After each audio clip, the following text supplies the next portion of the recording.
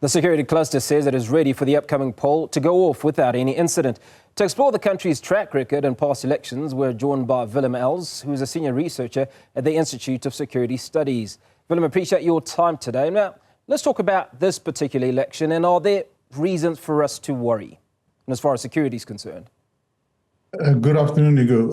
Whenever we have elections, of course, it opens up a window for possible challenges in terms of security, but we see that the night joints, I think, contrary to previous elections, they are much more proactive.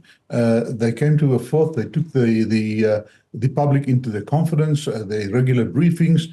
And we see, as with the report that you just played, that there's a lot of proactive actions that are being taken by the security cluster in order to ensure that they stamp the authority. So much of this action, as you suggest, is proactive, but we also understand that there's been some intelligence to suggest that there might be causes for the security cluster to prepare and rally the troops, so to speak. Is this correct?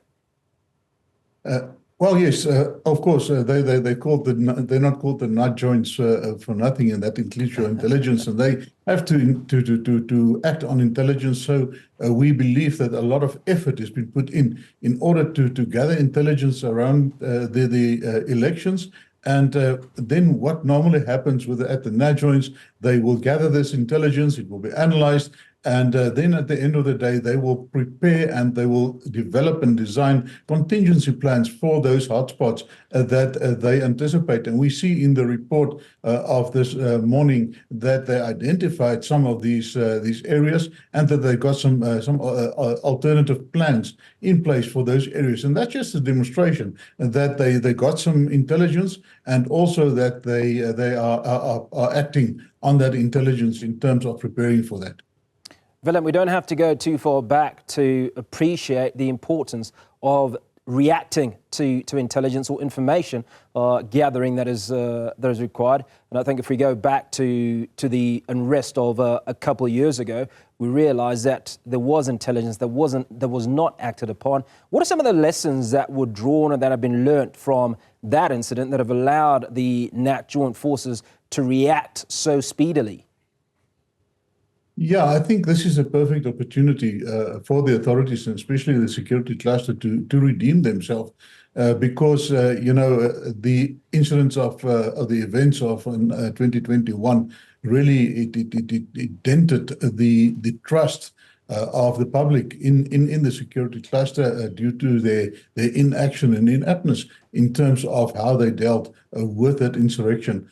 We can see this time around that they are really making an effort to redeem themselves in terms of gathering intelligence, as we discussed, but also in taking the public into their confidence with regular briefings and keeping the public informed. That has not happened before. So we can see that's a new strategy from their side. We also learned that there was some extra training that was conducted towards police officers in terms of the Electoral Act, in terms of enforcing the Electoral Act. So it seems that there's a lot of preparations that also have been taken place in order to ensure that they are on top of things this time around.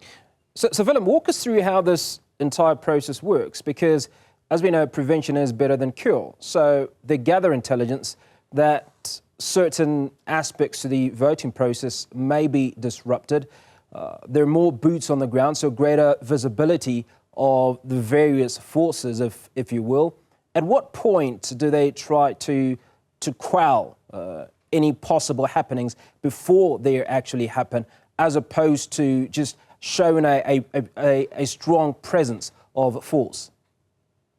Yeah, that's very important, because as you can see within the crime intelligence fraternity, for instance, whenever they receive information from good intelligence or credible intelligence about, for instance, a cash and transit robbery that's going to happen, and then they have a preemptive strike. They would either try to stop them on their way to the robbery, or they would hit them in their hideout where they are planning for these things. So we anticipate that the same things might happen here. You know, whenever there's an insurrection, there are some leaders, and those leaders might contravene the law. And what we might see this time around is, should there be some of these leaders or some of these prominent people that are making provocative statements contrary to the law, contrary to the Electoral Act, that there might be action taken against them prior to the elections.